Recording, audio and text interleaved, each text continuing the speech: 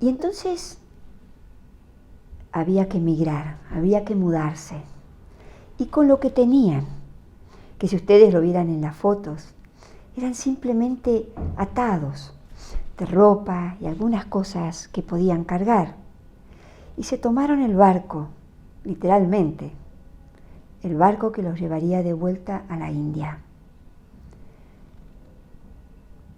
Con todo atesorado en sus corazones, esa familia que habían conformado y con la que habían convivido durante tantos años, que eran tan queridos, llegan a la India. No antes, sin que alguien le ofreciera, sabiendo que ya no tenían recursos, alguien le ofreció a Brahmababa ayuda financiera, por lo cual emprendieron la vuelta también. Pero cuando ellos llegaron a India, esa persona que había comprometido una ayuda a Brahmababa desapareció. Había sido sobornado por quienes habían tratado de impedir que todo sucediera al principio.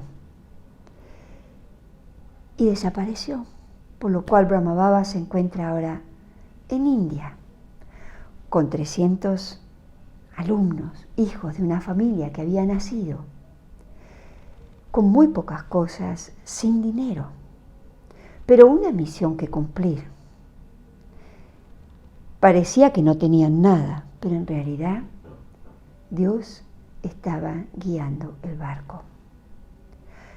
Y esa fe inquebrantable, esa fe férrea en su corazón, lo llevó a enfrentar con mucho coraje esta situación.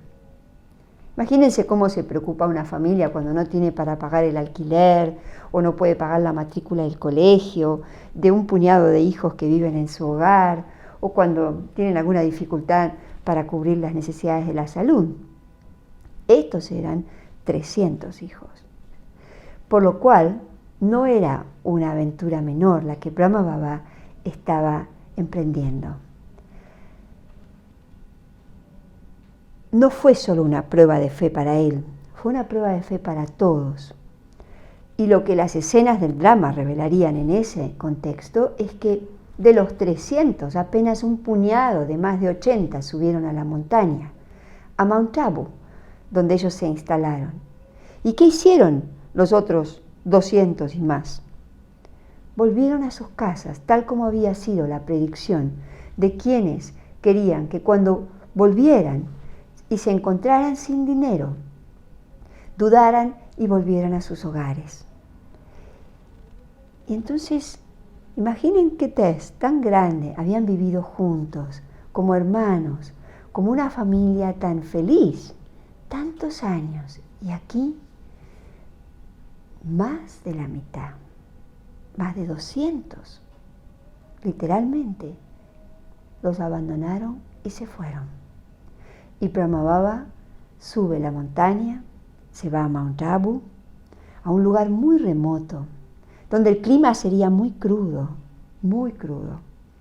Y Brahmababa sube la montaña sin dinero, con un puñado de alumnos, pero no cualquier alumnos, verdaderas Shaktis, almas que estaban empoderadas con poder divino, almas que tendrían el coraje de entender que la felicidad no tendría que ver con recursos, por lo cual se instalan en un lugar que hoy, si visitan Mount Abu, podrían ir a verlo. Es un hotel que se llama Bridgecote. Bridgecote es un hotel, pero que no es tan grande. Yo visité Bridgecote con una de las daddies que estaba tan feliz cuando nos fue a mostrar el lugar, que nos decía, y este era el cuarto de Brahmababa, y acá dormía mamá, y acá dormíamos 30, y acá éramos 20. ¡Wow! Vivieron en un lugar muy pequeño, muchos hermanos y hermanas. Y nos mostraba, la cocina era muy pequeña y cocinábamos para todos. Y los baños estaban afuera y eran de lata. Y el invierno era muy crudo. Y calentábamos agua muy temprano para que tuviéramos un poquito de agua caliente para bañarnos.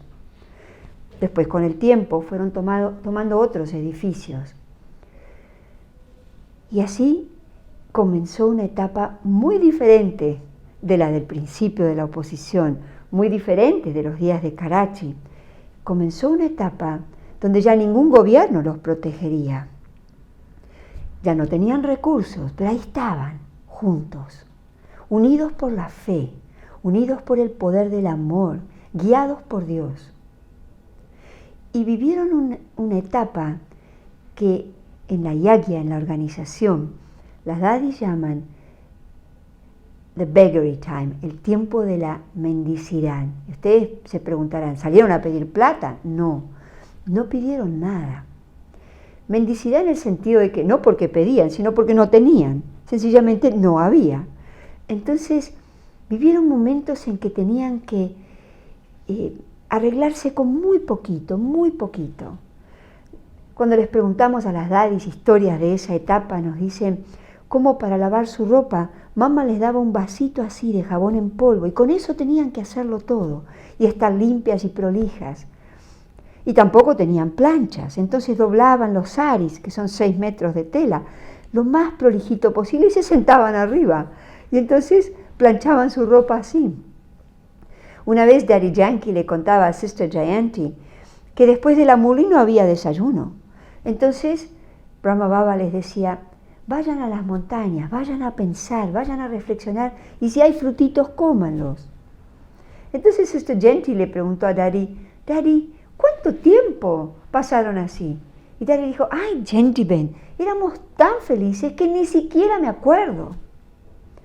Y en los días de la mendicidad, en los días donde no tenían recursos, incluso llegaron un día en que no había comida, no había nada que comer. Y la hermana de la cocina le dijo a mamá, no hay nada más con que cocinar. Y mamá le dijo, anda a ver a Baba. Y Baba le dijo, espera. Entonces esperaron. Y en la mañana aparece un señor con un carro lleno de verduras y hortalizas. Y entonces les dice, por fin los he encontrado, porque tuve un sueño donde mi deidad me indicó que debía darle mi cosecha a los de blanco. Y los busqué por todos lados, y ahora los encuentro. Esto es para ustedes. Entonces prepararon la comida, ofrecieron a Dios, como todos los días. Estas experiencias grabaron en las dadis una fe de que nunca, nunca Dios nos soltaría. Nunca Dios dejaría de hacerse cargo de nuestras necesidades. Y Baba garantiza eso, y lo dice en la Murli. Aun cuando no tengan nada, nunca les faltará nada que comer. Esa experiencia de las dadis es la fundación de nuestra universidad. Es la fundación que nos ha probado a todos cómo Baba es quien sostiene esta yagya. La yagya es el fuego, es la llama. Y la llama no es las paredes de una casa, no son las paredes de Madhubam. La yagya somos los hijos. Somos los hijos cuando estamos despiertos, somos los hijos cuando estamos conectados. Baba mantiene con la corriente de su poder y de su amor nuestro estado de conexión y nutre el estado del alma.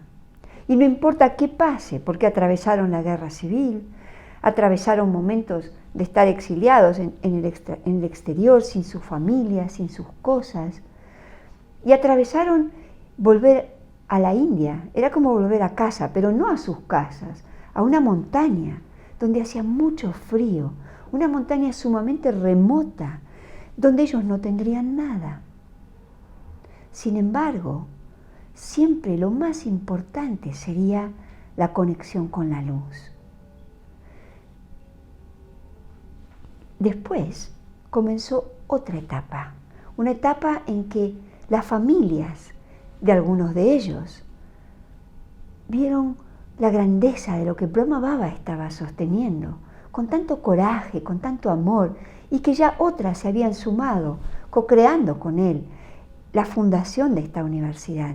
Entonces comenzaron a mandarle fondos, dinero, para que pudieran crear mejores condiciones. Y esas fueron las primeras donaciones. Es así que Brahma Kumaris, hasta el día de hoy, es una organización que no está financiada por gobiernos o instituciones o por las Naciones Unidas. Está financiada por nuestras donaciones. Esos que somos sus hijos, que hemos reconocido que Él es nuestro Padre y que este es nuestro hogar y que esta es nuestra familia y que este es un camino que nos gusta transitar, porque es el camino que nos devuelve nuestra soberanía, es el camino que nos devuelve esa experiencia de verdad. Entonces, todo lo que nosotros podemos contribuir constituye lo que después podemos disfrutar en la forma de nuestros centros, de nuestras cuentas pagas, de un lugar calefaccionado, donde todo está funcionando. Y eso fue lo que estas familias comenzaron a hacer con Madhuban. Madhuban, que hoy es nuestra sede mundial, significa el bosque de la miel. Fue el lugar que Brahma Baba creó. Cuando se mudaron de Bridgekoti, se mudaron al predio que hoy es Pandav Bhavan, donde está Madhuban, donde comenzaron a crear ya no solamente eran una familia, que habían sido durante tantos años, ahora serían una escuela donde muchos vendrían a estudiar, donde hoy mismo nosotros podemos ir a practicar, a aprender y a nutrirnos de esa experiencia maravillosa de el lugar que surge de donde la semilla está plantada, que es Madhuban, en India, en Rajasthan, al que todos los occidentales podríamos hoy visitar sin problema, como hijos, como miembros de esta familia, como alumnos, como instrumentos. Llegaría un día en que Madhuban crecería y Brahma Baba comenzó a decirles a las dadis, a quienes se habían fortalecido, a quienes eran sus ayudantes, sus compañeras, sus compañeros, comenzó a decirles que debían compartir todo esto que habían atesorado en su corazón con otros, que debían viajar a diferentes lugares remotos o no, o a grandes ciudades de la India, que ellas mismas no conocían. La India se constituyó en una república después de la guerra civil, la república que creó Nehru. Pero antes de eso eran solo principados, por lo cual las familias vivían en mundos muy pequeños. Y Baba aquí estaba, pidiéndoles que viajen en tren y que visiten ciudades que ellas ni siquiera sabían dónde estaban y que debían compartir este mensaje, que Dios había venido, que Dios estaba enseñándoles, que somos almas y el tiempo que viene y el tiempo que es la confluencia. Entonces, para ellas fue una gran sorpresa. Las dadis y muchas otras nunca jamás se imaginaron que tendrían que irse, nunca pensaron que ellas estarían lejos de Brahma Baba. Y Brahma Baba les decía, ok, Shiva, Dios es el océano, y él llueve, entonces se forman los ríos, que son sus hijos. Entonces, ¿ustedes qué son? ¿Ríos o charcos? Imagínense, la dignidad de las dadis era decir, somos ríos, Ganges del conocimiento. Entonces Baba les decía, si ustedes son Ganges, entonces ¿por qué están todos quietos aquí, como si fueran un charco? Entonces, su dignidad era ser un río. Entonces Baba comenzó a mandarlas de a dos, estas jóvenes kumaris, jóvenes solteras o madres, que irían a lugares donde gente que ellas no conocían, las escucharían. Y al principio le decían, Brahma Baba, nosotros somos mujeres, en India, ¿quién nos va a escuchar? Y Baba les decía, pero ustedes son Shaktis, mujeres empoderadas por Dios, mujeres con poder divino.